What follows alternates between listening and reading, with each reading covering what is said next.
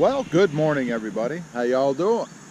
Pretty good here, and welcome to the channel. I want to get on here and talk about the Tundra's interiors, the different trim levels that you can get for the Tundra, and are some of them really too nice? Have a look at these, and we'll be right back.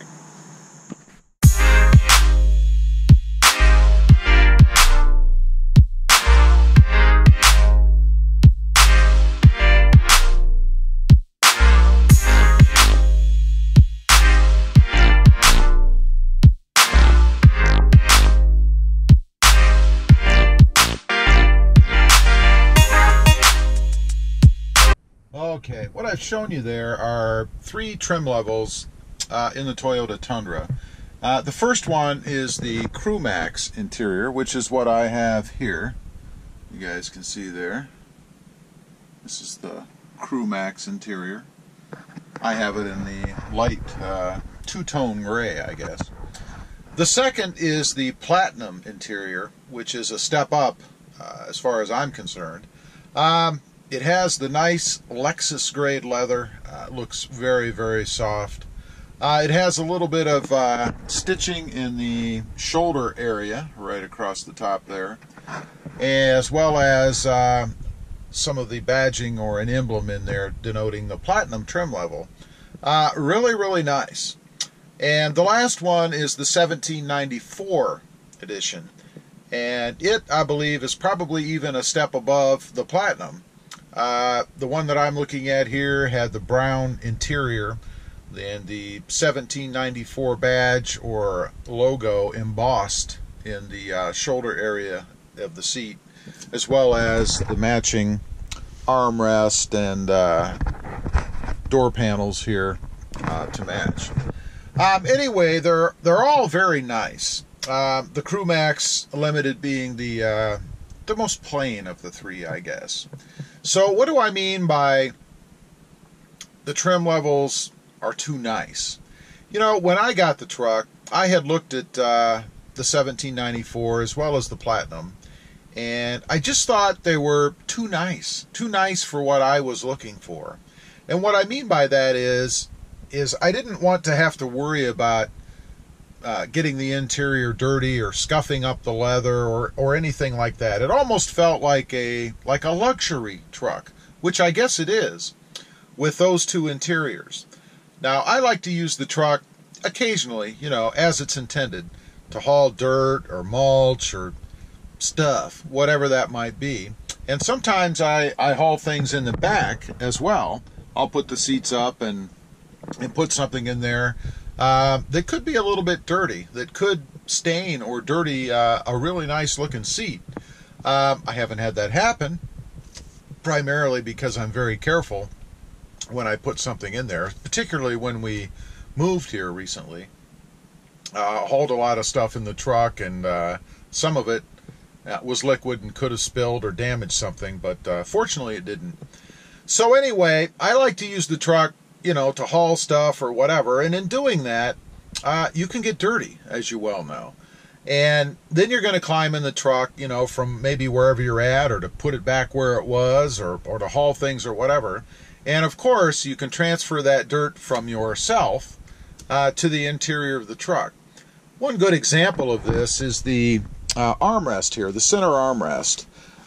If you're like me, when you're driving, you know, you rest your arm there as well as on the shifter here, whatever, but you're always right across that leather panel on the center armrest. And obviously, if your arms are dirty or sweaty or whatever, that is going to transfer to that center armrest. And I have noticed over time, that since I've had the truck, that it does get dirty there. If you look at it closely, you'll see some sort of a black, I guess it's just dirt as compared to the other side, which doesn't get used much, being a lot cleaner.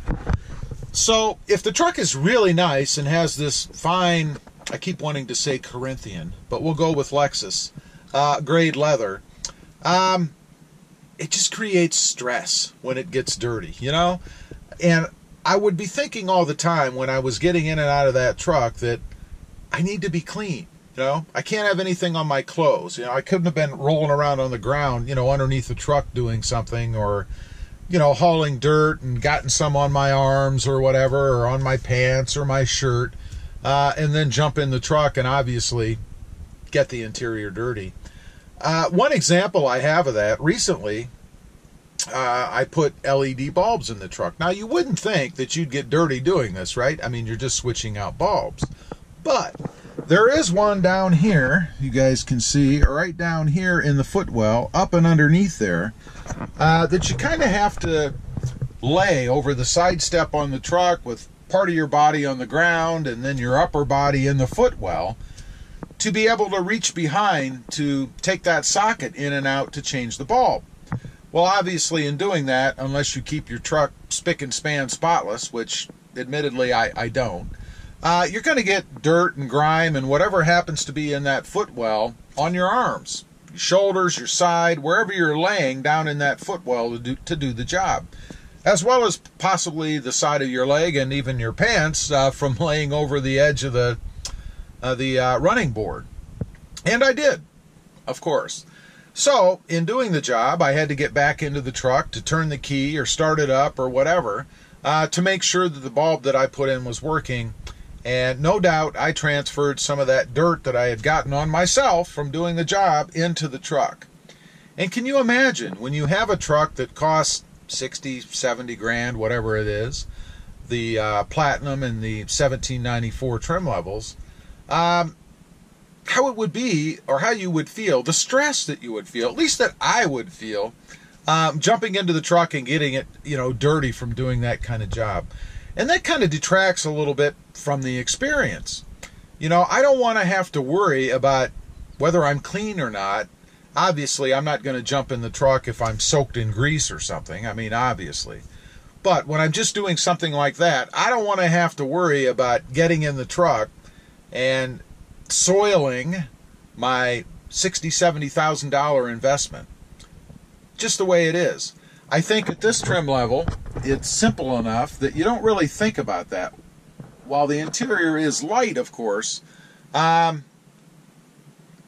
probably still going to have some of those problems, but it just doesn't cross my mind as much as when I step in a truck that looks the way that those upper trim levels do. It's blatantly obvious when I get in that it's a much more upscale look, I guess, and then I start to think about getting it dirty and stuff like that. Now, one other thing that I might mention is if you have kids. You know, my kids were little once, and you put them in the back of a vehicle, and they like to kick the seats and open the doors with their feet and things like that. Even older kids do that kind of thing, if nothing more than just getting in and out of the truck. So you're going to have scuff marks on the doors. You might have scuff marks on the back of your seats. Hopefully not. But it happens. Now, if it's not those higher trim levels, you know, where you have to worry all the time about keeping it clean, at least I would, it doesn't matter as much. You know, you can use the truck more as it's intended. It can be the family hauler. You can jump in it and take a trip wherever and not have to worry about Junior back there, you know, dumping his juice box on the seats or crunching crackers all over the place. I mean, that kind of stuff would just drive me nuts in the higher trim levels, where I'd be worried about dirtying my nice, expensive truck, if you know what I mean. Anyway, I just wanted to get on here and talk about that for a minute. I think that the Crewmax Limited trim level is ideal in a truck. I don't think that if you're ever going to use it as a truck, that going to the higher trim levels is a great idea, because after all, it is a truck. Anyway, appreciate you guys watching. Please click that thumbs up button, hit that subscribe button if you haven't before, and leave a comment down below. Am I nuts? Yeah, probably. And let me know what you think. Thanks for watching, and we'll see you next time on the web. Have a good day. Bye.